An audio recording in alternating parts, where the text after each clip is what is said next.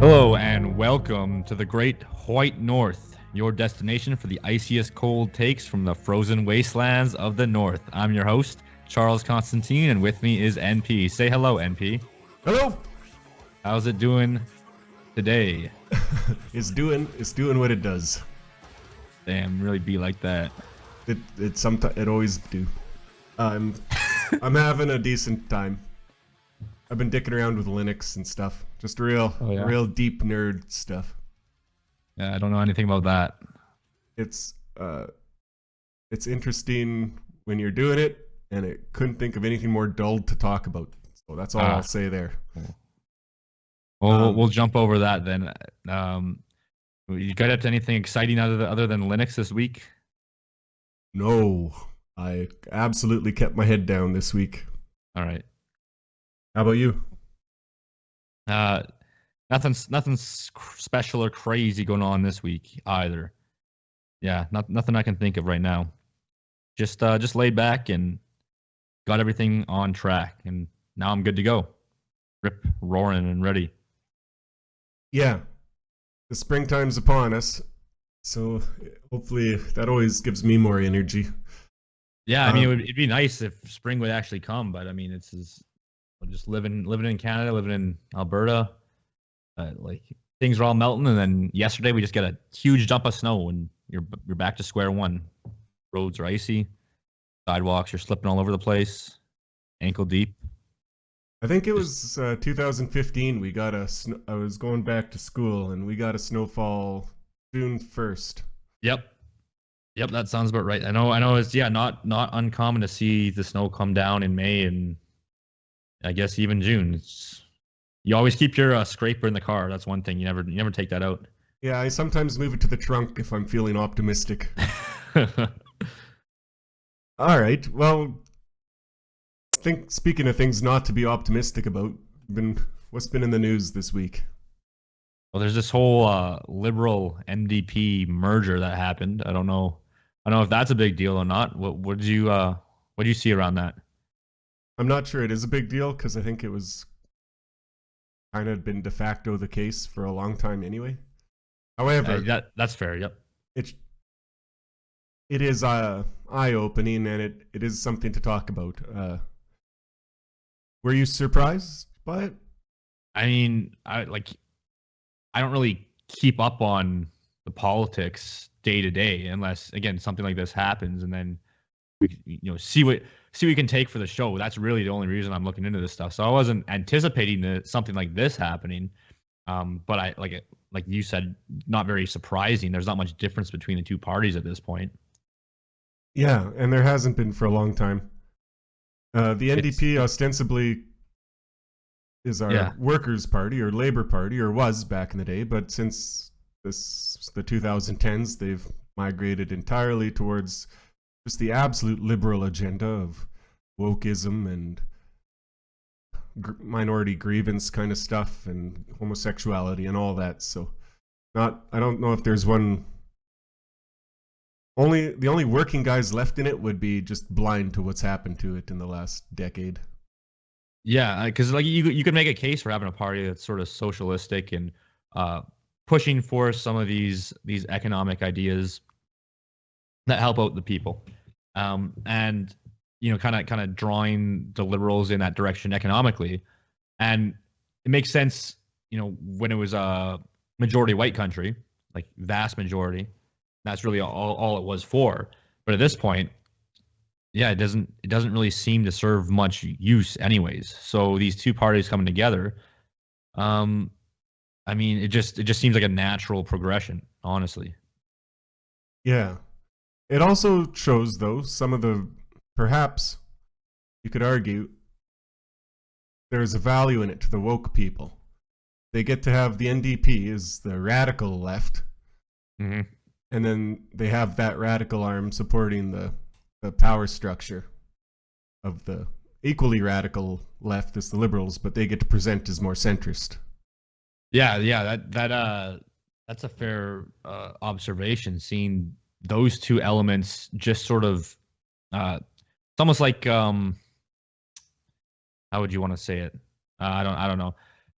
I don't know the word I wanted to use, but any sort of leftist now can just kind of be happy with the situation, and I guess they're placated, right?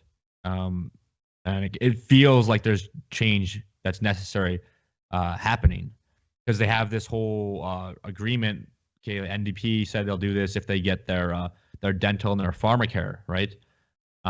Which those sort of economically, purely economically leftist types are going to be happy with that, and then at the same time they're getting all of their LGBT minority grievance. They're getting all those all wrapped into one while also being the power structure. So it feels like something, at least for them, it feels like they're winning. Yeah. But are they really going to get that? I guess that would be my question: is are they really going to get the? There was that one NDP MP who thought, no, they're absolutely not. Right. I don't know. It's neither here nor there. I don't think they have the power to give that stuff anymore. So. Yeah, I mean, it does seem like an empty promise, and it does seem like. I mean, again, I'd be happy with dental having that covered because if you want to go into discussions of health, we won't go that deep, but mouth hygiene, dental hygiene is actually very, very important for overall health. You don't want to neglect that. And so the fact that that's not part of any of our care plans, that is an issue. But that was an issue to be solved in a much different country than we are now. So it seems, even though that seems like a positive development, the promise doesn't really, it kind of falls flat on its face, given how just destroyed everything else is. Yeah. I mean, while I might be happy to go into like a co-pay kind of thing with my fellow Canadians, I'm much more reluctant to do so too with a million Torontonian Jamaicans.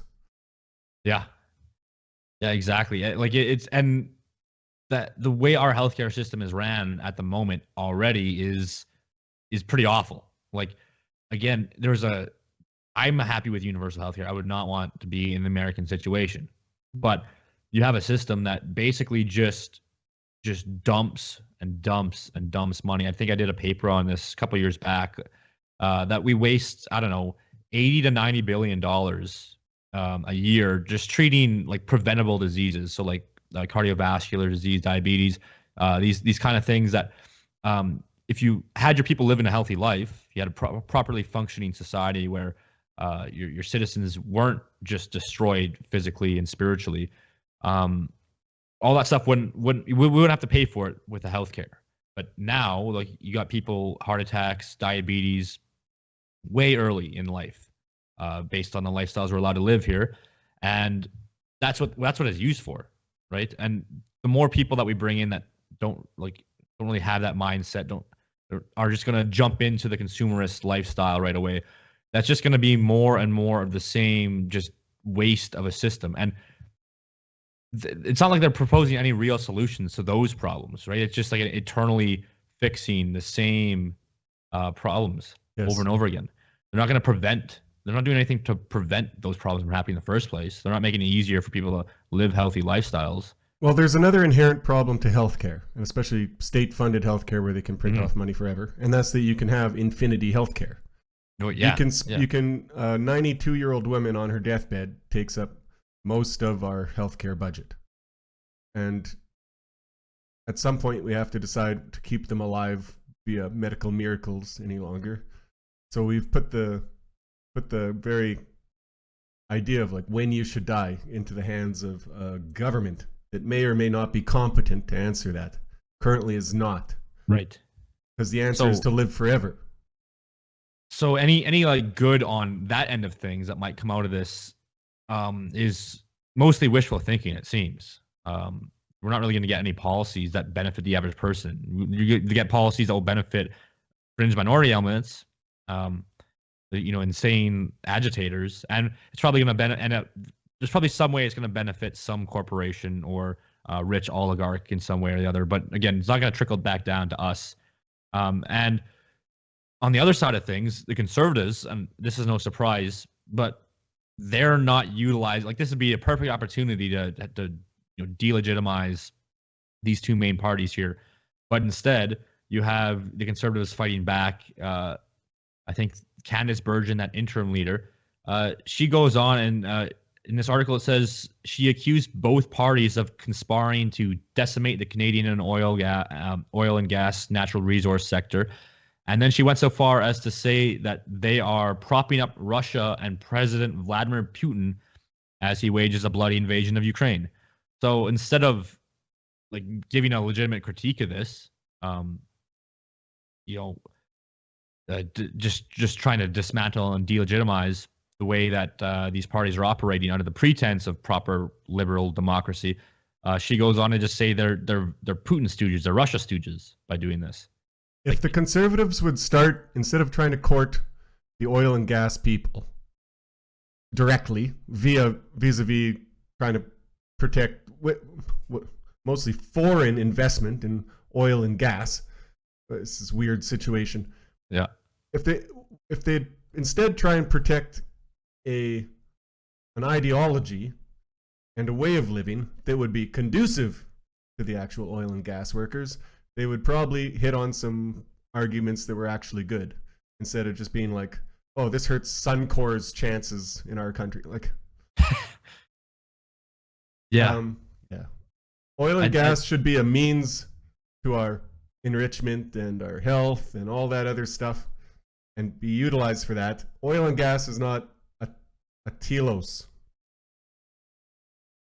Yeah, no, it's just, again, you shouldn't be surprised. I guess if there's a new listener or something, someone that's just coming around to these ideas, and yeah, hopefully this shows you how useless conservatives are. But it's just them going back to the same just retarded garbage. Again, incidentally, I don't disagree with Candice that they are conspiring, quote unquote, to destroy oil and gas. She's not actually wrong on that point. They nationalize shut down pipelines, etc., and they in Europe it's the same thing. They try and destroy the energy sector. That's actually not a terrible launching point for a critique, but tying it to this Russia stuff, it's nonsense. Yeah, so, like again, you could be saying, no, we need to take control of oil and gas for our own interests. Why not say this? The price of everything is determined by the price of energy. The thing that is best for everyone is the most efficient extraction and utilization of energy at the cheapest cost, and we should be doing everything we can to make sure that shipping and trucking and driving your car and heating your house and running the factories that cans your soup is done well and efficiently. Like, and done by us. And done by us, yes.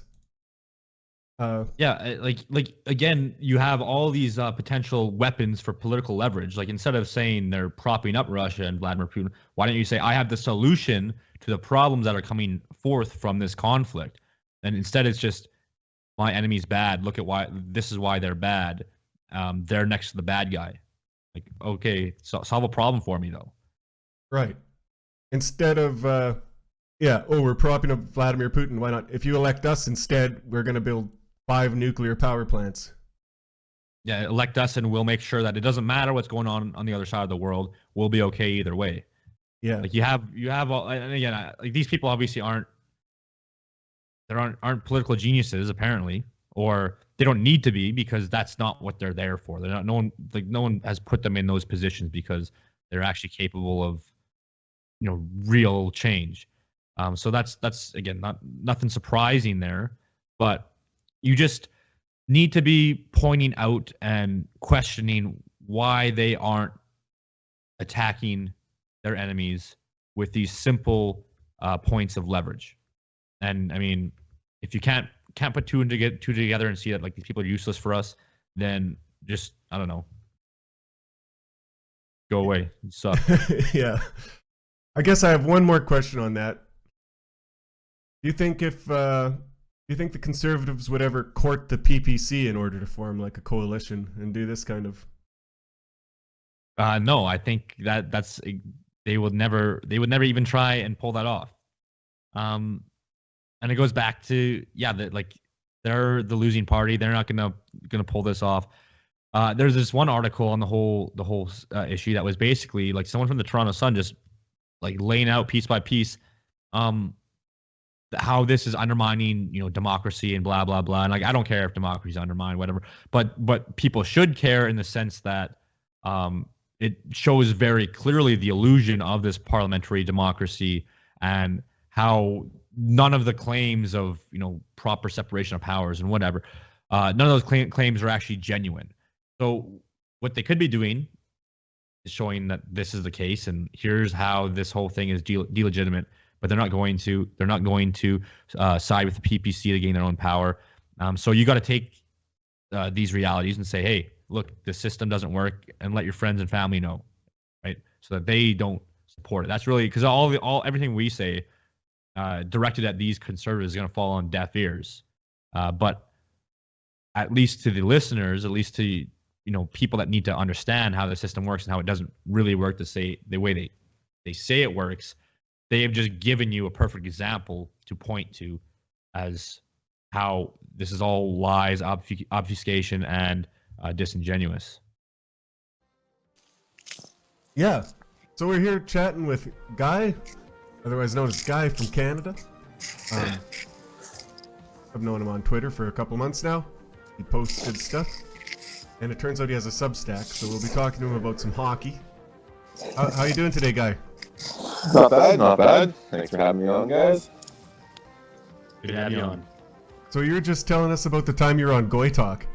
Yeah. That was a few years ago at this point, believe it or not. It's hard to believe. That was 2017 or something, 2017, 2018. Yeah, that was when they were still on Facebook, and they've been, I'm sure you guys know, they've been deplatformed, and they were kicked off Facebook, and they were kicked off YouTube, and then Dino got doxed hard by some Antifa, less than reputable characters, we'll say.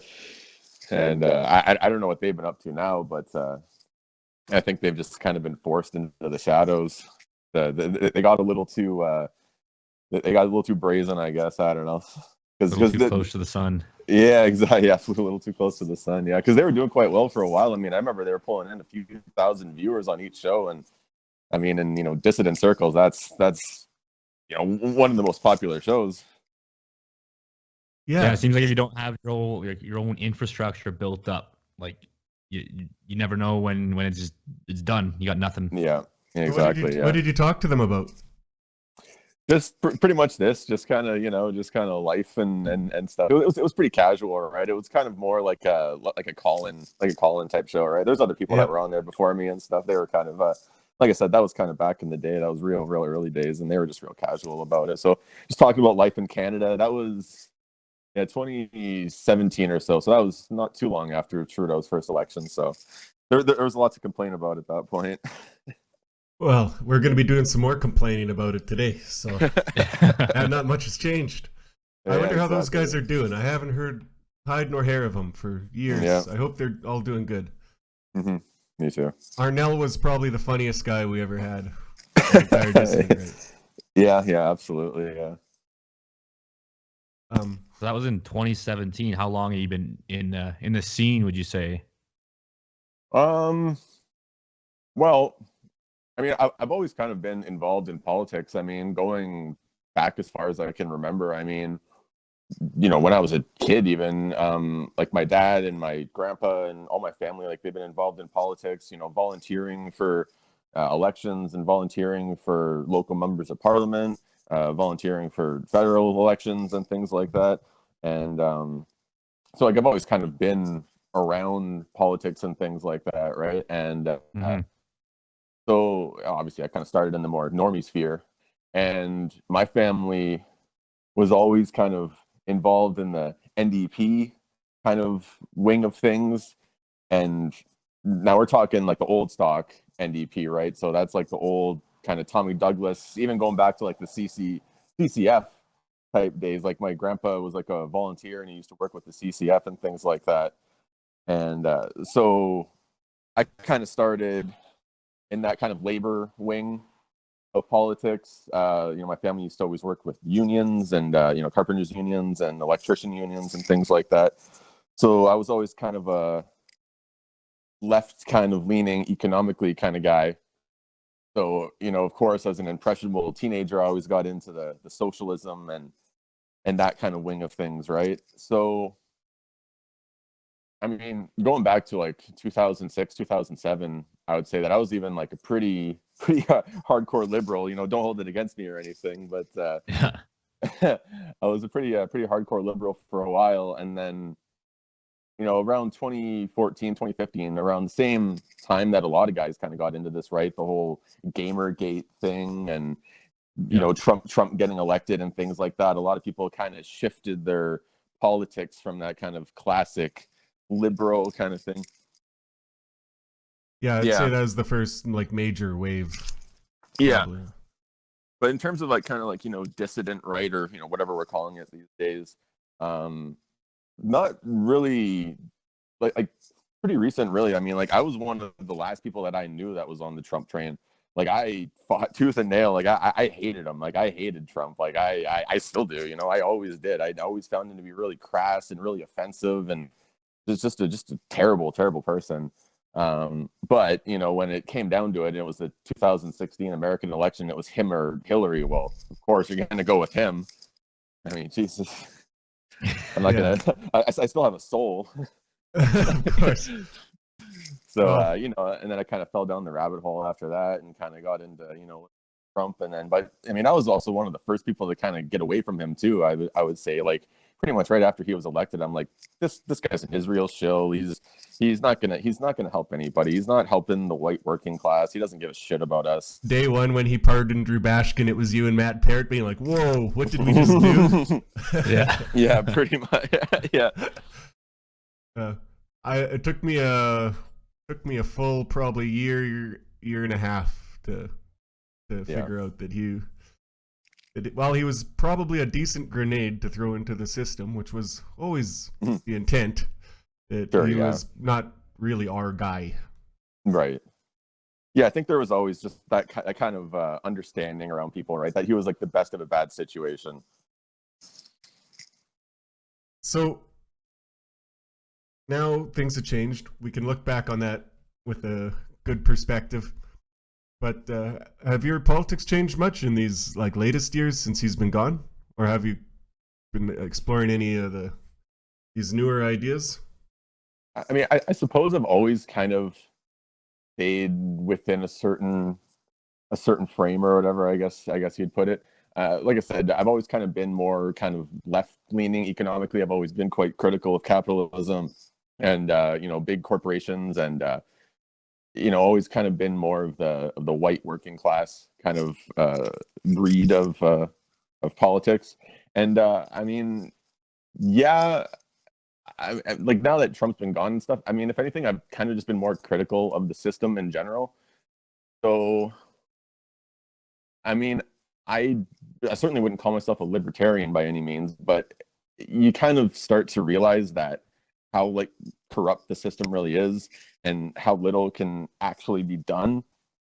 So, I mean, I don't want to call it, totally black pilled on everything either, but it's kind of hard to, it's like the old thing where it's like, it's hard to see that there's any political solution. Yeah. A lot of people would say that the current NDP is the natural extension, given enough time and evolution of what the NDP used to be. But would you agree with that, or would you say it's just a different beast entirely now? Maybe hijacked. I think it's completely different. It's absolutely nothing like the CCF or the old stock classic Tommy Douglas, even Jack Layton. I mean, as recent as Jack Layton, I would say that it's completely different these days. That it's far more socially progressive and far more centrist economically. Like, they've been reined in a lot. Like, I mean, I'm sure you guys saw it the other day. I mean, they did pretty much everything other than write in actual words that they're partnered with the Liberal Party now. And I think that surprises nobody. That really comes as a surprise to nobody, that they've always been like that. We're actually gonna be discussing that, or maybe our listeners will have already heard us discuss that exact thing. So do you have thoughts on, like, what are your thoughts on that? You're not surprised? No, of course not. No, for the past 10 years or so, or maybe a little bit less than that, but they've always kind of been a part of the liberal wing. They've always been the progressive wing. You know, people vote strategically in that regard, and that's one thing that the right wing in Canada kind of has a lot of problems doing, is kind of understanding that there's a bigger beast, that there's bigger problems, that we need to work together rather than dividing. And I mean, that happens just within the Conservative Party. I mean, let alone putting in the PPC and what little support the Canadian Nationalist Party might have these days. And they do that, you know what I mean? Their voters are well informed and they know how to vote strategically. And yeah, that's just how the NDP is going to be for the foreseeable future, it seems, at least until 2025. It doesn't seem like there's functionally much difference. And no, I mean, I think these parties are just going to act in their own interests. Like again, I think the NDP in this deal, they said something about guaranteeing, like one of the requirements was that they get the dental care thing through, right? So that, I mean, honestly, on the surface level, I'm like, okay, that's cool. Like covered dental, sure, yeah. That's great. But do you think that that's really going to happen in a positive way? Like at this point, do you think NDP is capable of making those kinds of promises bear like good fruit, like not rotten stuff? No, definitely not. Definitely not. And I mean, yeah, even if we do get that, I mean, that's good. I mean, like I said, I kind of lean left. I mean, okay, sure, I want universal dental care and even pharmacare would be great and all. But I mean, what's the chances of them actually passing that? I mean, if that's the make or break for the next 5 years in Canadian politics, like we're fucked.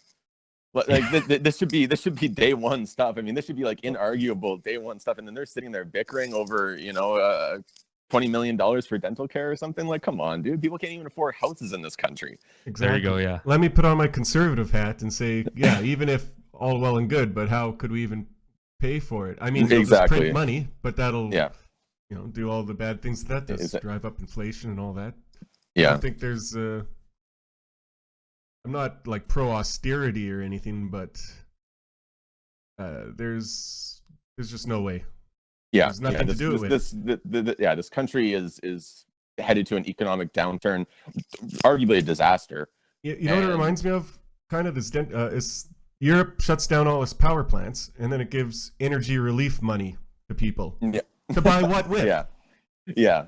So exactly, we'll get our dental care money, but to buy what with? Yeah. I think the only thing they are like guaranteeing is that they'll maintain the carbon tax stuff and just double down on all the climate change. And I mean, whether or not you think that's going to help the environment, like we're in no place to even be thinking about that at this point. So it just shows how useless the idea of this sort of socialist wing of government really is at this point. It will not help the environment, and what's more, that was never its intention. Or they'd do smarter things. The point is to drive out the middle, the industry, and the other payrolls. As we'll be talking about that when we get to Marcus's article. But for instance, here, I've wanted to tell this one on stream for a while. I know a company that goes around to factories and it says, "Oh, we'll make you save a bunch of energy." And these guys get all kinds of funding from all the green initiatives and all the carbon tax initiatives to go and replace a lot of their regular starters with variable frequency drives. If you know anything about electricity whatsoever or motors, you know that a motor will draw as many amps as the load that's put on it. It's just physics. So if putting a expensive like solid state drive on it that takes all these parts to manufacture and all that, takes a lot more energy and resources at the outset, and it saves nothing. But our carbon taxes will pay for that. Like it's a scam through and through and through. There you go. Yeah. Sorry, I went on a bit of a rant. So let's talk about your hockey article. Yeah, sure. Yeah. Are you going to be doing some more writing first of all on that Substack? Yeah, for sure. Yeah, I mean, I kind of wanted to do it like at least once a month, but I mean, winter came and some personal matters came up or whatever, right? So I had one in September, I had one in October, and then I put out that one. I've been writing it for a while, and then I kind of, I mean, if either you guys kind of made it to the end or whatever, I kind of ended it kind of abruptly because I just kind of wanted to put something out, because I hadn't done anything for a while, and it just kind of, I probably could have reworked it a little bit or whatever, but anyways, I'm probably just going to kind of push forward and just kind of write something new. but yeah, I had that one about hockey. I had the one about the economic populism in Canada, which kind of really just ended up kind of being like an analysis of the old, NDP and CCF and kind of where they were gone and the direction that the country is headed to. I mean, it didn't really go too far in depth on the actual economics of it or anything. And then what was that? I had a third one too. I can't even remember my own articles. But anyways, I do plan to continue to do that, to kind of casually write on Substack and things like that. I mean, it's nice to have a place to kind of collect, longer form writing pieces like that. Because I mean, pretty much other than that, the only thing that I'm active on is Twitter. And I mean, who the hell wants to read a 20 tweet thread or whatever? I mean, I don't know about you guys, but once I'm 2 or 3 tweets in, I'm like, I'm not fucking reading this anymore. It's not built for that. I kind of like them. I like a good long Twitter thread. Oh yeah, Substack's way better. Yeah. Are you gonna maybe submit something to Dimes once he gets his magazine up and running? Anyway. Sorry, I don't know who that is. Oh, that's all right. We'll put you in touch. He's collecting exactly the kind of writing you're doing, and he's a good editor too. So. Okay. Well, sure. Yeah, if you want to give me his profile or information or whatever, yeah, I'd like to talk to him. Sure. Yeah. He's a good guy. We had him on a couple episodes ago. It was a good talk. Yeah, I listened to a bit of the one with you guys and Matt Parrott, and then that was good stuff. And then Manslow, I love that guy. Yes, he's awesome. Yeah, I think he's had something like 8 Twitter profiles since we interviewed him. I honestly don't even know who he is anymore. Every now and then I get that new follow, and I kind of have an inkling. I'm like, it's probably him. Yeah. We're friends on Telegram, so he'll always be sure to send me his profile and be like, "This is me," because he just makes up certain names, and I think his name is like Milos Bogdanovich or something now, and I'm like, who the hell is this guy? one time he had some Indian name, and I blocked him right away because I thought it was just some creeper, and he's like, "Dude, why'd you block me?" I was like, "I don't know, I don't want some weird brown guy following me." Block the Brahmin on site. That's a good policy. Yeah. Turmeric monsters, get them out of there. Yeah. But anyways, I mean, I have a couple of article ideas. I was kind of working something out, doing a little bit of an outline there, trying to write something to the effect of the differences between Canadian and American culture, because for whatever reason, in the past little while, I've heard like at least half a dozen people say this, that, "Oh, Canada's just America Junior." And I'm like, oh God, no. Just that phrase alone just boils my blood. Like, it's just like, way to tell people that either A, you're not from Canada, or B, you're from like Toronto or like Vancouver and you've never actually set foot outside of a city in Canada before. Or one of those weird Albertan guys who thinks that they're like Texas or whatever. Yeah. People that want to be American too, right? People that Trump, they want Trump in Canada, whatever. Yeah, exactly. Yeah. Like you saw a lot of those guys with the trucker test thing, right? Like, the thing that I found the most surprising, not the single Nazi flag or the single Confederate flag, but like the hundreds and thousands of American flags that I saw there. I'm like, dude, is this a Canadian protest or not? Like, what is with the American flags? If I ran the CBC, I'd be running hit pieces on everyone swinging an American flag and leaving the Nazi guy alone. Oh. Did you cut out? I think something's lagging. That's all right. Oh. We'll edit around this, as always. Okay. That's actually, here's a pro tip. That's why I stopped the top part scrolling on the overlay that our listeners can see, so that when I do my do quick edits, can't tell as easily. Little insider secret.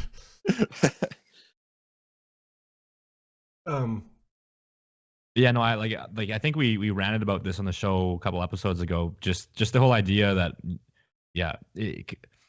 Canada and Americans are just interchangeable. Like, you just toss a bunch of Canadians into some American state and then it'd all be the same. Anyone who's been in America, who's traveled around and for whatever reason, I think it's pretty clear that that's not home. Like, it's not the same, and the people aren't the same. Yeah, there's an entirely different spirit there. Yeah. And it's like you just got to be a blind cosmopolitan, or I see this from Americans too, even if on our spheres, like a sort of a cynical, like how do I want to say, like looking down at Canadians, right? Like, oh, you guys have nothing. You can just be like us. And it's you just live it, and it's so clear that that's not the case whatsoever. Yeah. That wouldn't shock me from like a true American conservative patriot type guy, but it sure shocks me from guys who are ostensibly on our side and realize that America is the great Satan. Right, yeah. Yeah, but meanwhile, they still view it as, American culture trying to liberate the Canadians, where it's like, no, we're trying to keep you out. Like, we're trying to gatekeep you guys here. We don't want you here. It's funny that like they kind of do the same thing that because I think when we ranted about this, we were talking about some clip from like I don't know, some representative saying, hey, we're freeing Ukrainians over across the sea, but we have Canadians up north with their tyrannical government that need freedom too. Yeah. So there's that like patriotic American conservative type, but then there's like NS types in America. They're like, oh, Canada like is so so cocked that they need to get saved by based Americans, and it's like it's almost the same thing either way. It's just from different lenses. Sweden got the same treatment for a while. It seems like it's died off, but I remember in like 2016 or whatever, it was Sweden that all the alt-right was going to have to save. Right, yeah. Yeah, Sweden is a Somalia junior, and they need to be liberated. I mean, they absolutely got some problems like that there, but that's in a couple cities, and I'm sure those Vikings are perfectly capable of doing it themselves. Yeah. I was gonna say, I'm sure the Swedish want to liberate Sweden themselves. Like, I think that they can do it. I think that they can handle, and I think that Canadians can handle this too. Like, same thing here too, right? I mean, we do have our problems for sure. But I think that Canadians can handle it ourselves. I mean, we've been through tough times before, and I think that there is an actual path forward in this country. I mean, we're not completely, we're not completely done for yet. No. And certainly, we certainly don't need the help of the Americans. No. Yeah. But we do need to go. Well, I mean, I might be getting to the same point as you, but I was going to say, but clearly delineating what makes us Canadian goes a long way in that, right? And that's exactly what I was going to say. Yes. Yeah, there we go. We're dialed in. We're dialed in right now. So. I mean, something like, again, people can say like, oh, cringe sports ball, but something like talking about the implicit white identity of hockey and how it connects to Canadians specifically, like it does tell you a lot about the people. So I think what are some, I think, foundational ideas that came out of that article you think would be important for the average Canadian to pick up on? I guess just the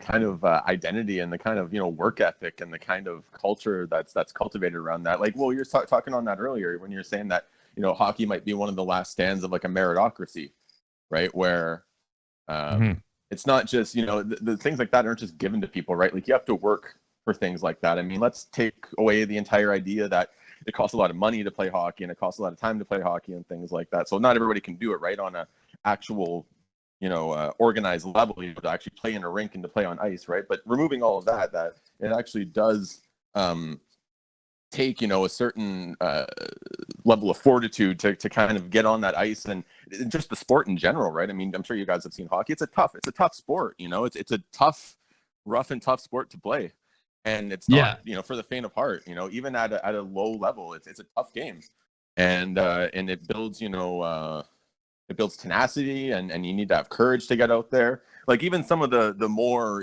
kind of pretty boys or whatever you want to call them, like, guys like Connor McDavid, they're still tough cookies, man. Like, these guys can hit hard, and they're tough guys. And those are, the kind of, the kind of pretty boys or whatever. So, forget about like the actual big goons and stuff. Like, these guys are absolutely just. If you're as fast as Connor McDavid, you're allowed to be a little bit pretty. Very true. Yeah, and I think hockey, like the two sports I'd point to, hockey and lacrosse, and I've played them both. I do play them both, but hockey in particular, I think exemplifies all that so much more than any other sport, really, because everyone that plays it, you have to, number one, you have to learn an entire new way to move, like putting on skates and moving like that. Right. Just getting the basics of that. Like, it's insane.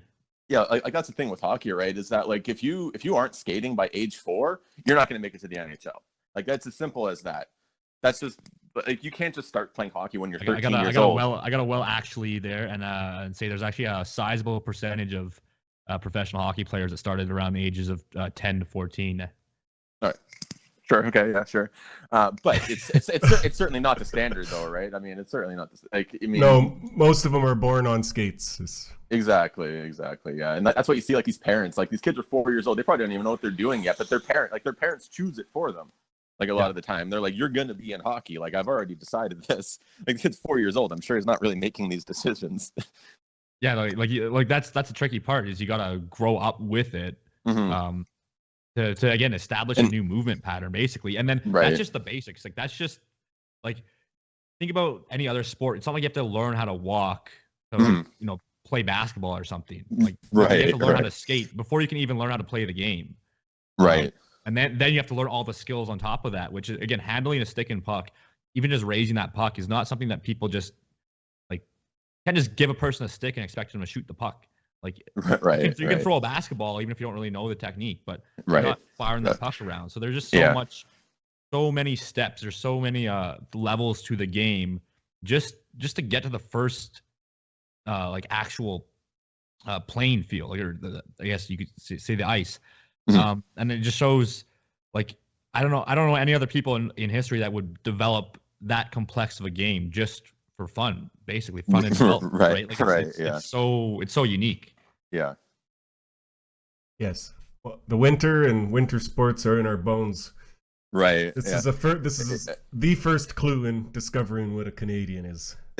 Yeah. Absolutely. Yeah, and I was gonna say, it's nice that it's good for Canadians that we kind of have that culture cultivated here, right? Where we do have a lot of hockey players, right? I mean, whatever it is, 60% of players in the NHL are Canadian. I mean, if you kind of work that out with like the ratio of, the population of Canada versus like the population of the United States, like we're far, far overrepresented, as we should be.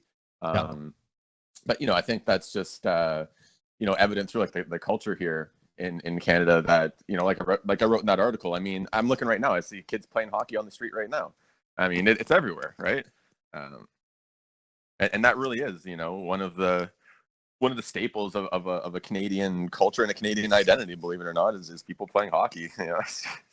And yeah, you're right. Like it's like a last stand of like white identity in Canada. I mean, and they're trying to take it away.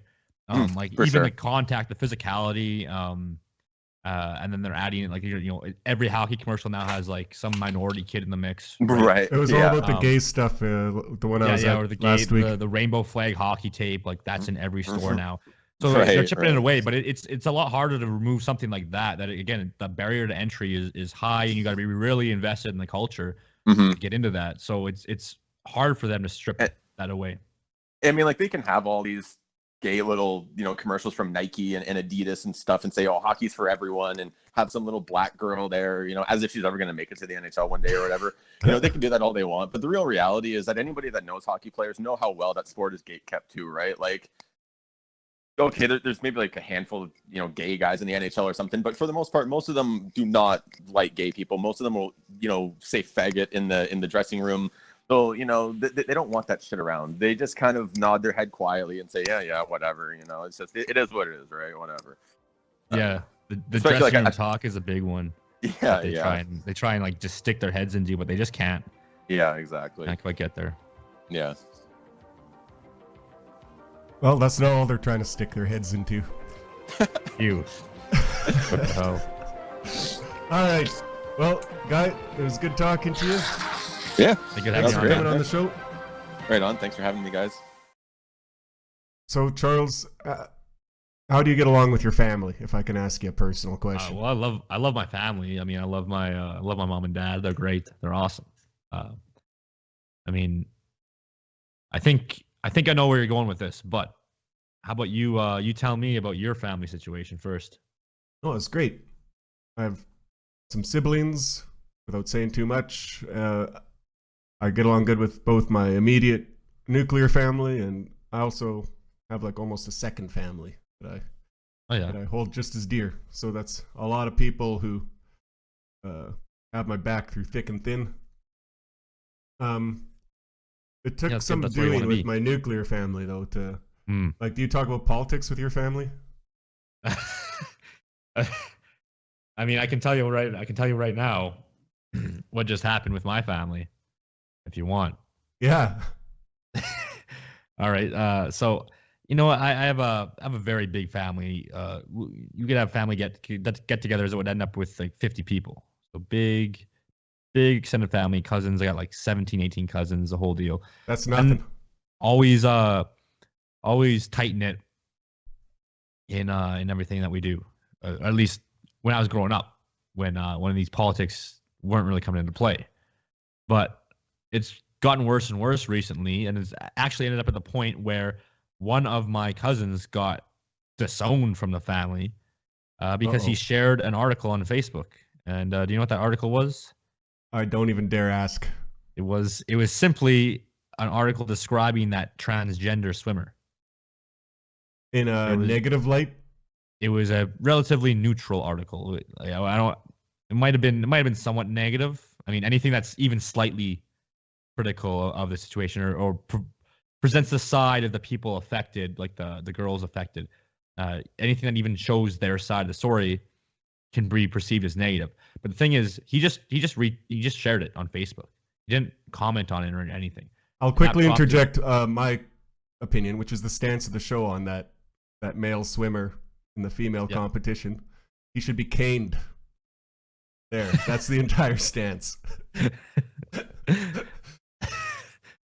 Well, see, my cousin didn't even have to go that far. He just had to share it, and he was disowned. There was a whole family war on that, actually, about accepting transgender and blah blah blah. And oh, didn't you know that?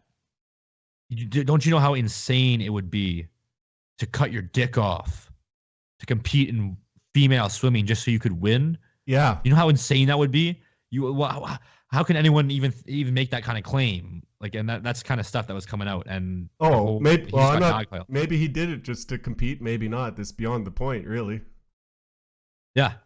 But even like anything like at this point, you step out of line in the most minimal way, and that's a state of politics for my family at this point. So yeah. So who is leading the charge against? Was it your aunts or was it women? It was women. I know it was. You won't. This won't be surprising to anyone. My lesbian cousin who has a non-binary. I don't know what you call that relationship, but lesbian with a non-binary person. I call it perdition. Yeah, sure. So, well, I mean, whatever that is, that was the person leading the charge. And then obviously the kind of, I would say the aunts and the uncles and the sort of the boomer Gen Xers in the mix are all just naive. Like, they don't really understand the extent to this. So they're just, all of our nieces and nephews are all smart, intelligent people with degrees. We'll just go along with what they say, and that's the right way. And so there's no changing course on that politically within the family. Well, I've had quite a journey with my family. I'll say on my my uncle's family, my second one, they're just based beyond belief. Nice. No troubles there. I eased them into nationalism. They were more conservative, and now, well, they're about as close to our guys as you can get without putting on armbands. That's good. My nuclear family, though, was a lot more work. It came to a head during the COVID stuff. Right. When I managed to get it, my sister would always be, I'd keep my politics mostly to myself, especially as they got more radical. Or sometimes I'd make a mistake and slip up and get in these arguments I didn't want to get in. But during COVID, I said some fairly reasonable points towards the effect of shouldn't be forced to take medical procedures. And I gained my mom's sympathy. I then managed to, in a Machiavellian sort of way, leverage that sympathy so that now pretty much politics is a banned topic across all family gatherings. And I made sure it was enforced equally so that my sister can't just unknowingly spout off liberal talking points. And You can do that with a groan. Like, you don't want to argue. You just want to be like, or you can say, I'm not allowed to, I don't rub my politics in your face. Appreciate the same. Yeah. And my family always did get along despite these squabbles. But now I'd say we've reached a nice state of, and without them all having become Nazis, I'd say I accomplished a sort of victory there over time. Yeah, I would call that a victory. I think I guess contrasting the two situations, I'm nowhere near where you're at. I don't even see that in sight. As much as I enjoy arguing these things, and I am 100% confident in my worldview as being the correct and the moral worldview, that is just a not the situation. You got to get the women on your side first, or a woman, because they are the arbiters of social decorum. Oh, I agree. I just I don't see that happening at this point. Too far gone. Yeah, no, you got to find a place to leverage if you're going to do that. You'd have to find one issue that maybe an aunt or a mom is a little more conservative on, or maybe one of them's a turf or something like that. A little bit. Yeah. You need to have someone in the mix, I think, that would potentially be willing to be on your side to some extent. So. Okay, but if you can't do any of that, and if you're just outnumbered and your family's a bunch of shit libs, what do you do? For me, I'm just happy to love my family as they are and just ride it out. Yep. My head down and enjoy family gatherings for the family itself. Yes. That's worked out so far for me. Now, who knows how much worse it gets? Because it could get worse. I remember during COVID, there was all these liberal articles saying to ostracize and they always say ostracize your racist uncle, ostracize your, and I've always found that just deeply, deeply, deeply despicable. And so I wouldn't say anyone on our side should do that at all. I think blood is thicker than water, and you should just what you say, love your family as they are. You don't have to be a pussy about it. Yeah. Don't have to be a pussy about it. What I will say is that, I think a lot of guys in our sphere, like, no one's gonna come out and say, hey, Hitler was awesome, right? Well, I wouldn't say that. That was just a quote. But if you're in that situation where you're outnumbered, family is important, and traditionally throughout history, you have had to rely on your family, and not only for living conditions and financial supports and learning. But also for helping to raise the children too. You want your parents involved. I think that's a good thing if you can make that happen. But you have to keep in mind that things are far gone enough that if you did get on the wrong side, and if they did decide to purge you, like my cousin got purged, that you should have like-minded people that you can, I think, like what you refer to as second family, something like that, in your life. Because if you're not in that situation where you don't have a support network in some way or the other, you are going to be screwed. Hey, did you reach out to your cousin after that? No. Well, it seems like you might have seems like you could probably use a sympathetic ear about now, no? Well, maybe this makes me look like a scumbag, but they're kind of that, how should I put this? A cringe conservative type that really isn't. Yeah, that's going in deep into. Yeah. Okay, stuff. Without getting into personal details. Yeah, that's fine. I'm sure you got your reasons regardless, but in other circumstances, that could perhaps be an opportunity. Yeah, that's right. Yeah, that's really all I got to say on that. Blood's thicker than water. Keep your family close. Right. And if some people are in family situations where they got problems that are much deeper than some political spats over Thanksgiving, you have my sympathies in that case, and I would hope you'd be able to find a group of people who will adopt you in. Because it's critical.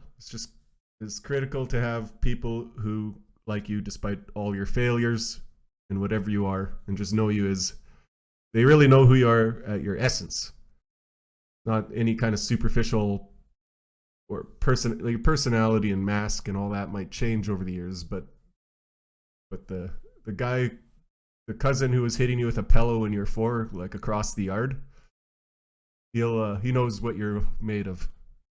To try and keep him close. That's well said. Well said. All right. We're gonna talk about an article from Firstness again. Sweet. It's called Metapolitical stability. Metapickles. Political Metapickle, yeah. Tasty. Look, Charles, I'm a pickle. Oh no. I'm a Metapickle. Oh no. Funniest shit I ever saw. Funniest shit I ever saw. All right, we'll be back. I'm laughing. Ready when you are. Okay. So now we're going to take a look at this Firstness article by Marcus Cunningham. It's called Political Metastability. And basically what he's doing here is he is going through historical examples. He's doing this kind of historical analysis to look at, I guess you call it structural realist approach. He's kind of looking at the essence of these structures and he may mention, history does not repeat, but it does rhyme. And there's familiar structures that appear throughout history, and conflicts appear within these structures. So he's showing us different ways that we can analyze this and come to a better understanding of how power and revolution and systematic changes occur throughout history and what that means for us now. And can I just interject here quickly Sure. with a definition? Structuralism is a means of reading. It's like a hermeneutic, whatever. It was popular in the 1950s, as I understand it. But it's a method of I'm reading off the internet here. It's a method of interpretation and analysis of aspects of human cognition, behavior, culture, and experience that focuses on relationships of contrast between elements in a conceptual system that reflect patterns underlying a superficial diversity. So, and you'll see as we talk about this that how that plays out in a political system is to view all the different things as instruments or subsystems. It's almost a kind of engineering way to look at politics. Yeah. On that, I'll pull a quote right out of the article. So things like theological or metaphysical meanings inherent to religions and ideologies are genuine products of theological and metaphysical inquiries. So he's saying like these things aren't just created out of nowhere, like just by some cynical elite. Okay, we need to create some theology, some religion for our own means, or we need to create some metaphysics for our own means. Like they're genuine, but it's important. What he's saying is they may be instrumentalized for political purposes. So that doesn't mean like they were built as instruments for elites to use, but they are turned into instruments in politics as it operates. There's something to keep in mind when you look at these things, so that we can understand, how is this, theological or metaphysical topic being used, and this is the same applies for any other branch or institution. How is it being used for political purposes? And when we analyze these things, that's how we develop this understanding of the structure and the conflicts of the structure. And what's important in all of this, and just sort of summarizing what we're going to get into, is that this metastability that he talks about is sort of like the interplay between all these different instruments and institutions. And metastability for him is a result of internal dynamism. So basically that means is that all these systems, all the way that these things operate within the system, the different branches, the different institutions, that produces a dynamism. It's motion, it's dynamic. They're always in conflict. So and that conflict produces that stability, which he calls metastability. Yes. So maybe an analogy would be in our body, we have a nervous system, we have like cognition, we have, instinct, we have all this stuff. And then there are separate systems that affect each other. Playing together, they give not necessarily an illusion, but a dynamic whole that is like the person, right? And so like the liberal regime, even in Canada, would actually be made of many different factions and subsystems and interests and stuff like that give I don't like calling it illusory because it's real, right? But right. It makes up the whole like that. You have to analyze these subsystems to get to the root of what it is. Is that correct? Yeah, that's a good way of looking at it. It's kind of like I wouldn't say this is a perfect analogy either, but like, a philosophical one, Heraclitus, everything is always in flux, but everything is also stable at the same time. Like it's sort of these paradoxes that he looks at. But the flux of all these things, the conflict of all these things, is what keeps them stable, or what moves them towards stability. And he calls that metastability. That's right. So that's sort of like the big picture look at what this article is examining. And one of the first major points about this dynamism, about how things are changing within structures to produce certain outcomes, is it works as sort of like this survival of the fitness, right? A lot of these changes internally or externally within systems, or like you compare states to one another and how one state has to change to adapt to another state.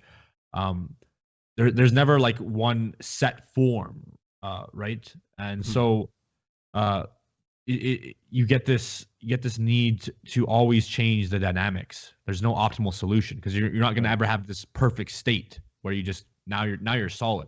There's always something coming into the mix to affect the order, and then there's chaos that has to find some negentropy and move back to order. He says there is no end to the power game. That's right.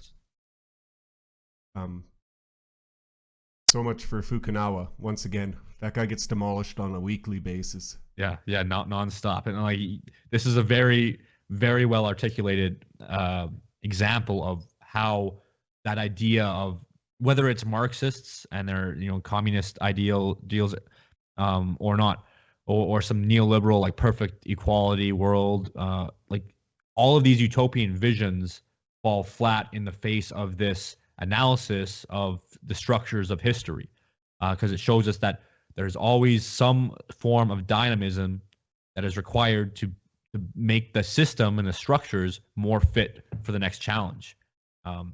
So negentropy, which is the opposite of entropy, and that just negentropy is just moving towards order, becoming more instantiated in that order, is fleeting, is what he says.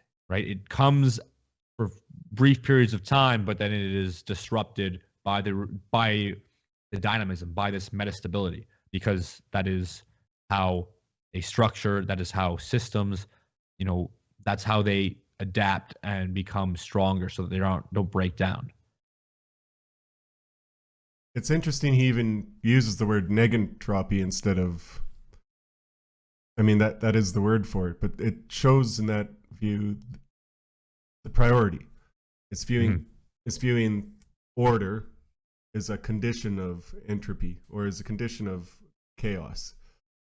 It's not like he has what's a name that some other ideology would use for the opposite of entropy, like creation or better. Like they might say like I don't know, they might just say order, right, or hierarchy, right? But in this view, order is just the temporary absence. Yeah, because negentropy is moving towards order, so it's not even like the final state. They go through periods of this sort of conservative establishment of some sort of homeostasis, you would call it, but it again, it's always fleeting, so that's why negentropy is the word used here. So then from that sort of overarching view of what we're getting into here, the first thing is to look at the problematic of power, and he goes through and he discusses power, relying heavily on the the Juvenalian analysis of power. And what he says is the most basic property of political structure, which is a historical invariant, is that there is a center of power, right? There's always a center, and power can simply be defined as the capacity of any institution to control resources and men. Yeah, so that like center that. of power having like a geographical area with resources and men, and how does it manage all that? It says somewhere in here that basically power is having a payroll. Yeah. And I hadn't thought of it like that before, but that's interesting in and of itself. Yeah, and I think it's important to kind of keep that in mind. And we talked about power line in the institutions in one of the previous podcasts, talking about Joel Davis's. So this is just adding a lot of these different characteristics together into a more complete picture. The thing I find interesting and important takeaway is that the control, the capacity of an institution to control resources and men. And I think a lot of people, when we're looking for solutions in our current climate, you got to be looking at solutions where you can create your own institutions, parallel institutions, as Matt Parrott said last episode, that are capable of utilizing organization to make those men act in the interest of your own power, and also secure resources within that. That's very fundamental to any step that you're taking to, secure your control over a particular geographic area. Or whatever we have nowadays. Not so bound by geography, but yes, same point. All right. So one of the examples he gives is how the other European states had to become Napoleonic in order, as they fought Napoleon. Mm-hmm. He goes into better detail on all these examples than I can easily say here, but that's an example, I guess, of one of these disrupting forces changing a previous metastability. Yeah, the main takeaway from what those historical examples he's pointing at is that like again, it goes back to no system is ever stable, because power requires that you establish the most effective strategy to secure your own territory and your own people and resources. So if a state next to you develops some sort of technology that improves their capacity, and in fact, if it threatens your domain over that territory, then you have to adapt to that same strategy. If you haven't thought of your own, if you haven't established your own technology and strategy to overcome your neighbors, then you're going to fall behind and you're going to get wiped out. You're going to have your domain taken over by the one that utilizes superior means of organization and technology. So in that whole reality of metastability, that's always the case, is whoever is willing to adapt is going to be capable of securing their resources, and whoever doesn't is just going to get overtaken. And so this is the nature of all these progressions of state and authority. This is why this crushes the lie of going back to some form of monarchy or absolutism, right? That some reactionary trad types get in their head, or like you could just redo the 1930s. Like the reality now is that the way states have advanced with technology and means of organization mean that certain structures are required now. You have to have a certain capacity, have managerial elites that are competent in running these complex structures, just as we talked about in Joel's article earlier. And if you don't have that, then power deems that you will die. And it's kind of like in the Matt Parrott article of the vapor trad model, where the previous paradigm got overtaken by the new paradigm because the technological creations that each paradigm came across basically undermined the old one and produced that next succession. So this is just the reality in the dynamism of structures, is that there's always some conflict going on externally that's going to force you to change so that you can keep up with the times, or maybe you are that one changing. The way I see the next paradigm coming in is with the collapse of this monetary system that's happening. Mm-hmm. Because money and power, at least a few years ago, were almost 1-to-1. If you had money, you had power. You could buy, and even if you're using that for good, say to, I don't know, start a mine or what have you. But with the collapse of this monetary system, it means a huge power shift. So whoever ends up controlling the next monetary paradigm will probably own a lot of it, right? They'll have But if that's decentralized, we end up with the neo-feudalism that Keith Woods was talking about a while ago, etc. We have a great redistribution of power, which will, of course, be chaotic, right?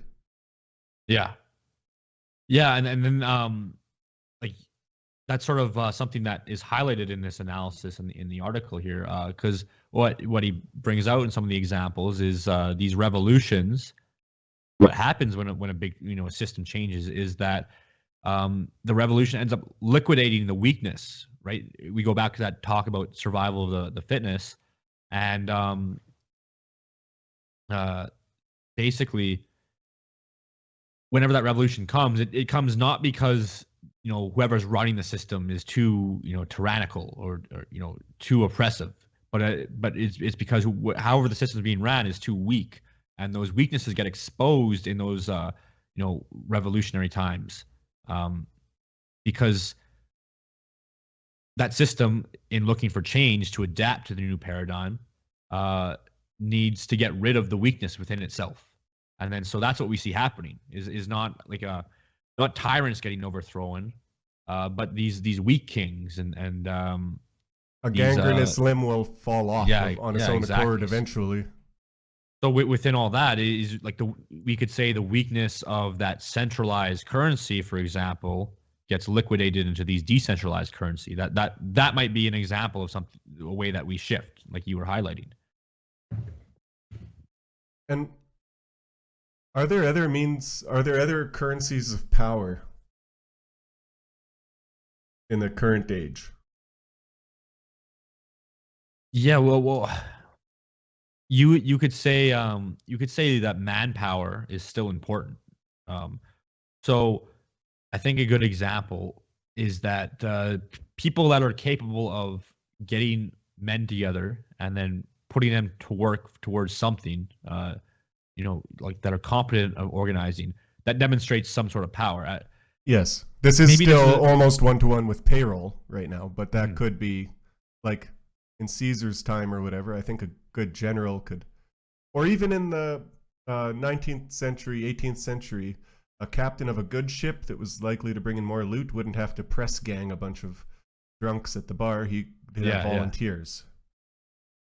Yeah, and you might be able to use an example now. Maybe this is a bit of a stretch, but like if you look at Patriot Front, for example, and you see a bunch of young men with the capacity to organize themselves towards action, and they look very capable at it, right? Those demonstrations, very capable. But there's a whole bunch of underlying things that you don't see in the demonstrations that they do, right? There's all these realities of organization that are required, that you have to be very capable. So it's not just about having the manpower in itself, it's about how you mobilize that manpower to do things that are effective. And that includes obviously logistics, and that includes tech teams, and it includes all that stuff. So that's all underlying in that capacity to organize, right? Here's a new one, and we got to talk about Gamergate. Oh yeah, that was a mobilization that achieved very little, but it mobilized a bunch of people vis-a-vis memes and a common cause like that. It led the way to a lot of things, or showing how modern power can be summoned via memes. It's weird to say. Yeah, and I think there's some amount of power in that. And like the trick is, who is going to be able to utilize that? Right. Like let's say someone's. It was never used successfully. Yeah. By this way. Let's say someone's looking around to like okay, they want that resource of that manpower, and they want to affect it. Like there might be an argument to be made that there is someone looking to support, and they want to subvert things. They want to subvert this the current regime for their own ends, and they want to utilize like memers, so you could say there's power in someone being able to organize those top tier propagandists, you could even say, those meme makers, towards that certain end. But in that context, it's all anonymous, all random, like all over the place. There's nothing. There's no real crowdsourced. Exactly. So there's no real organization to capture. But in the Patriot Front example, that is an organization that can be like taken. Hey, utilize your organizational capacity for now these new ends, right? And that's in the sense of manpower as that source of power. That's where you see value, I think. So when we're talking about trying to secure institutions or build institutions and capture this power that comes out from the liquidation of the weakness of the old system, that's where that manpower becomes in value. So obviously that there's that manpower, then there's the resource of potentially decentralized currency. So these are the couple of different things that we might see in the changes of the system. Yes. The only other currency I can think of would be know-how. Yeah. But this is almost, and maybe it's because of the nature of guys, I'll say of my personality type, who have know-how. We are always 100,000% of the time used by people with political savvy to do a job. Right. And I think that might just, well, it's first of all a function of personality to some degree, but I think that might be just some baked in law of the universe on a level I'm not seeing yet. Like if you have maybe that the political or the organizing know-how itself is necessary for any other kind of know-how to manifest. I would say that is the case, yeah. That is very likely. Because I think, because again, it goes back to just having a bunch of random individual, technicians or whatever you might want to call them, doesn't necessarily amount to much, but it's when they are integrated within a particular institution and then pushed to act in one direction, that unity of effort, that's when it comes into play. That's when it can kind of, you can amplify, you can multiply the effectiveness of the mental or the competence of those individuals. What does this mean for Matt Parrott's next paradigm, the manual one? They would, I suppose, be led by architects and engineers. Probably. Does it mean it's impossible, or does it mean that there'll be a class of architect and engineer or politician that respects those things to that degree? Well, I would say in that context, you obviously have to talk about building parallel institutions to the current system, right? And what that means is you're going to still need people to organize institutions and say, hey, you are the engineer, you need to be put towards this project, or you are the architect. And it might all be very small scale, right? Like if you go back to the Matt Parrott, do you want the helicopter or the rally car, like not the rally car. Yeah, the soapbox car. Soapbox car. Like you might only be building the soapbox car, but you still need those guys to do that for you. So this is still going to be a principle here. This capacity to take control of the resources, of the manpower, and whatever the territory is in that context, and then make something come out of that. I guess I have one more follow-up point to that. Sure. If you are a know-how guy, if you're just a skilled tradesman or something like that, and that's the kind of guy you are, you will be used by someone. So you have to decide who you'll be used by to some degree. Yeah. If you have any choice in the matter. Yeah, that's a good point. But don't think that you can. I think it's better just to lean into it and not. Maybe you can move out to the woods and do your own thing. But that makes you irrelevant. Well, yeah, and I think that's another point I'm gonna draw on from this article. This is gonna be a pretty important takeaway here. Is So we talk about this dynamism that's inherent to these structures, and we talk about how to adapt you need to actually change to deal with threats. And the problem with trying to move yourself away from all of this completely, or just be isolated from something, is that then you don't adapt and then you get left behind. So he brought up the example of Austria being successful. So people might look at Austria. I think he compared Austria to Bavaria.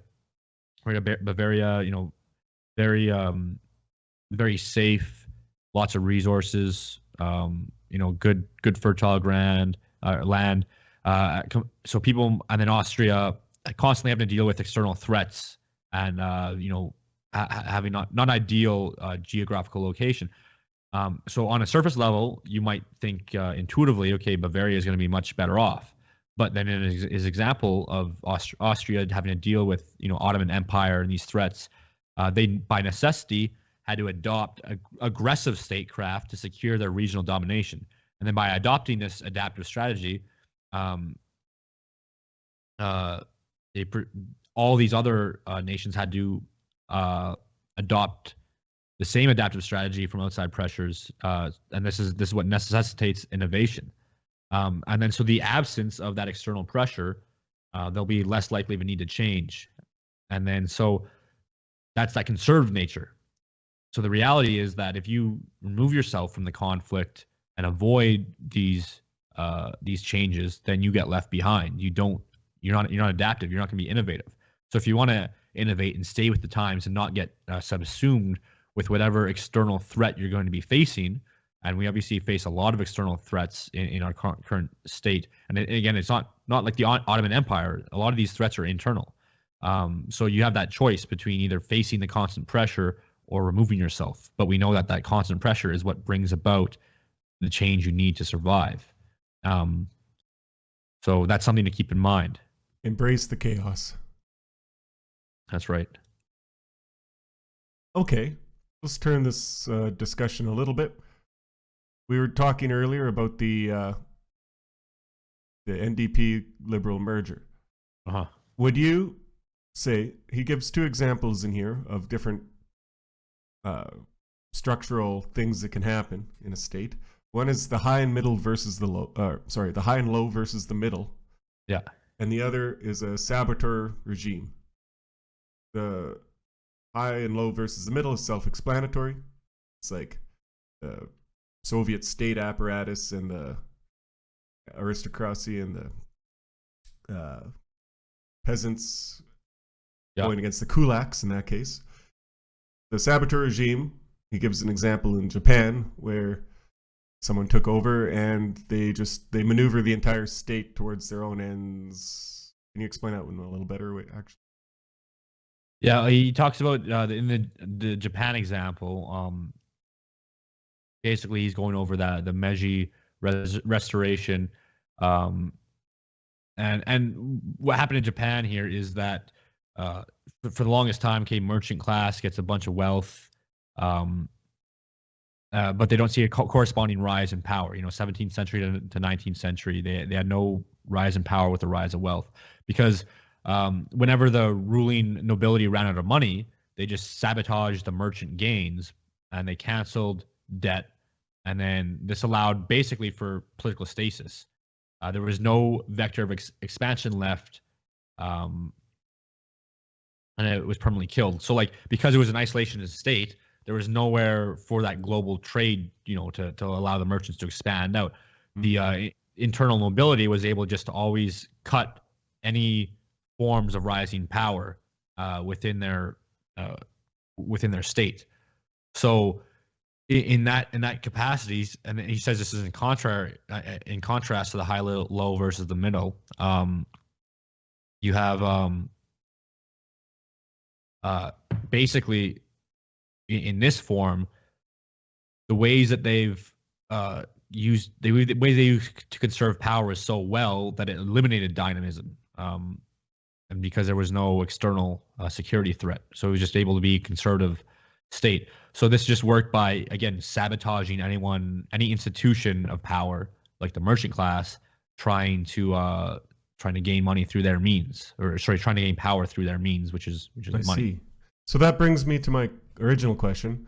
Is this Liberal NDP merger a saboteur regime move, or is it high-low versus middle? Well, I think there's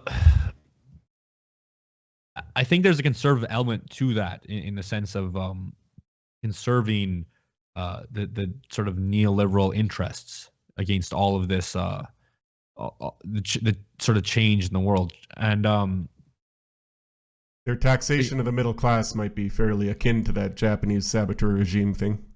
Right. That might be part of it for sure. Because I mean, they're not necessarily sabotaging the conservatives, because I think all the political class is pretty much on the same page. But they are working. It seems very hard to maintain any notion of the neoliberal values and interests. Yes. We could say they're working directly against the sorts of people who vote conservative. That's a fair way to put that. Yeah. The truckers, for instance. Yeah. I don't know. Now, of course, there's the high, middle versus the low. I mean, again, you could read a couple of different things into this, because you could say, okay, these political elites also, by pushing the LGBT stuff, all of this is pushing those low in the society to gain power and use them as sort of a janissary class, right? But at the same time, the low is usually that big mass of people, and I don't necessarily see them utilizing the whole mass of working. Agreed. However, the NDP purportedly represents the low. In fact, that's their entire thing. Whereas the Liberals are always been the party of our liberal elite. So almost both analyses come up true. And I don't know what that means. That means I guess we need a better structuralist to take a gander at it. Yeah, there's probably someone that can analyze that a little better than we can. And I went again. This Japanese example seems very specific, because it's a rare example. And he does say it's almost always high low versus the middle. And this way, like, again, the idea of sabotaging your merchant class to prevent them from gaining wealth and power, or prevent them from gaining power through their wealth, and like just wiping out debts, like that is completely different context that requires you having no external enemies, basically. So that might, maybe that doesn't. Maybe you just go for high low versus middle, because that is the most common example. But someone better could probably break that down. Well, yeah.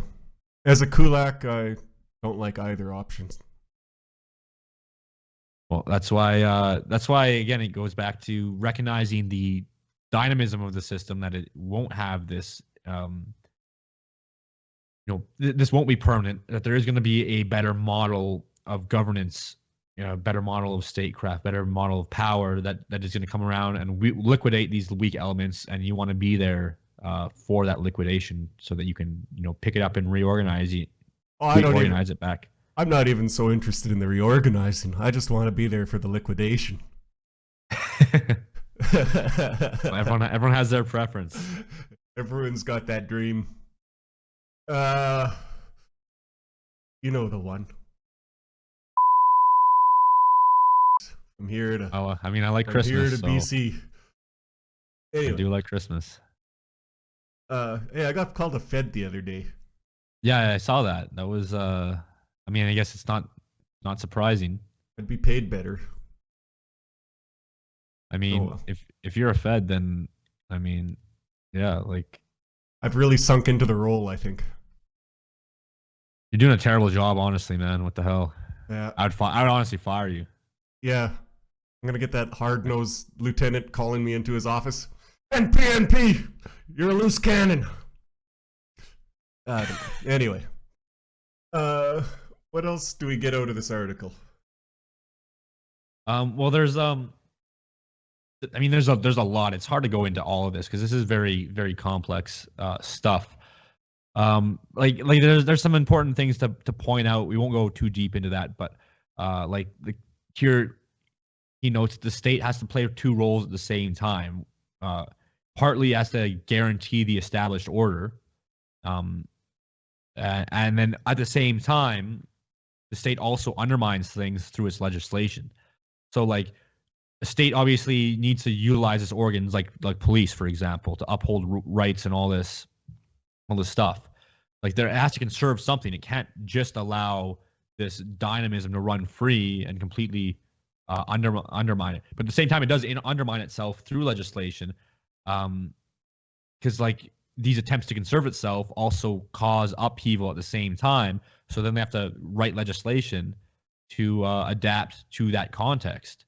So then, that's an idea that he points out. I think is useful. Is that there is this paradoxical role of always having to maintain order, but then change things through legislation, so that you can keep up with change without losing, like letting all the marbles just spill out of your regime at the same time. So at this, what appears to be the absolute peak of liberal victory is actually when they might be at their weakest. Yeah. That's a optimistic thought. We should I mean, because again, it goes back to that whole thing of, hey, if these states, if these powers cannot organize to effectively secure themselves against external threats, then all these internal institutions and modes and instruments that we mentioned earlier, and that can include small factions of people within the system, are going to make changes so that they do secure themselves against whatever threats come their way. And if they can't keep their marbles in check and all that, then that is going to lead to that liquidation we talked about. And again, it's also that technological advancement, and like Matt Parrott talks about the devolutionary technology coming around. But if that does come into play, and we most likely we'll see it come into play, it will result in the same thing that always happens in these structures. And this is the takeaway. It always happens. These structures have a rhyme to them. There's common patterns, because we see technological advancement leads to the requirement for some form of modernization. And if you don't get that, you get left behind. Then this leads to updates in the modes of governance, and this has to account for more complexity.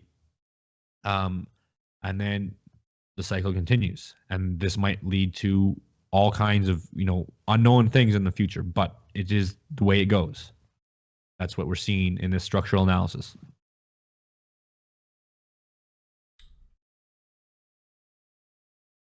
I think I'll have to read it again, because it's another, like all the articles we've read out of Firstness. It's just a absolute well of creative potential. Yeah. There's a lot here, and there's a lot you can tie together. Right? And I don't know. Do you have anything else? Otherwise, I'll go into the conclusion a bit of this article. Nope, I'm tapped. All right.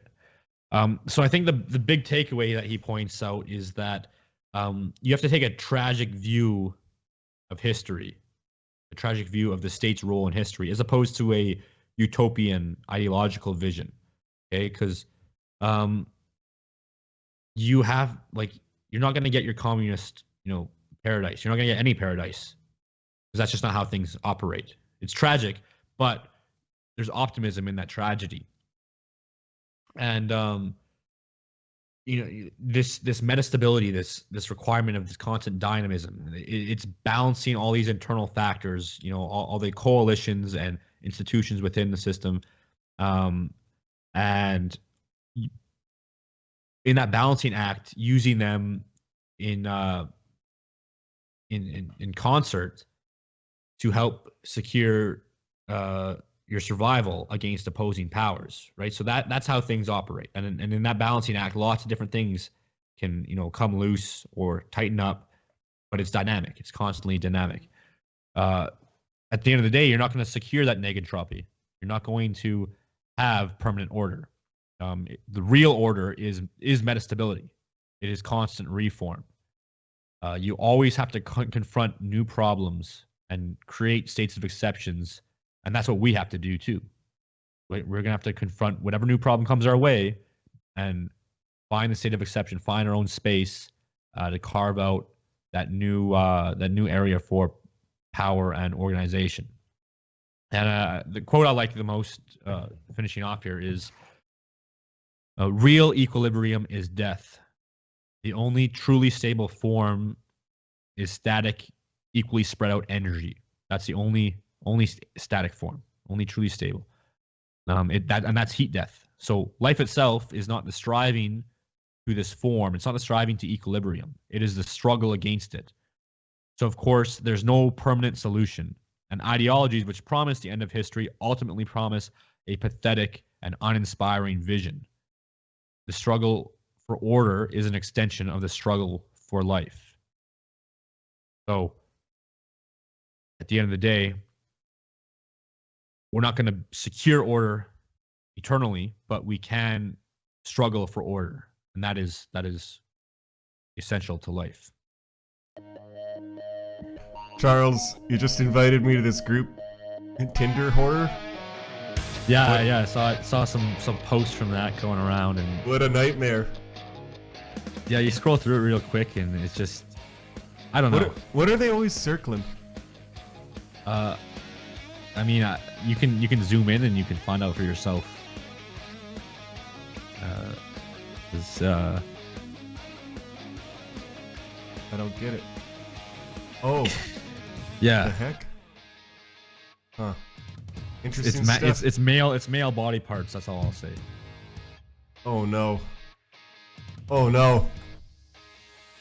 I mean, I don't think anyone should be surprised at the state of, the dating world. And you can say it's only on those dating apps, but it does extend into the real world a little bit, because, and we can even, this ending of the show, so I don't want to go too deep. We'll probably talk about this some other time, but like you can talk about like hyper reality just overwhelming the life world in that regard, because there's so few places to go out and properly meet people.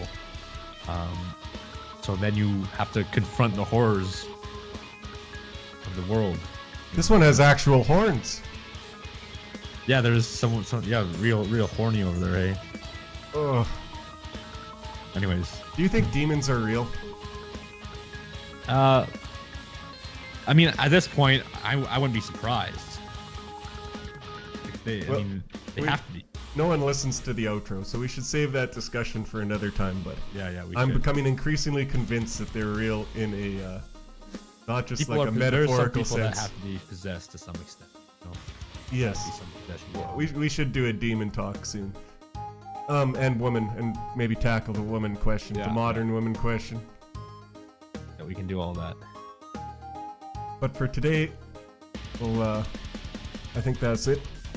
Yeah, we'll wrap it all up. And have a good week. See you around. See you, everybody. Take care.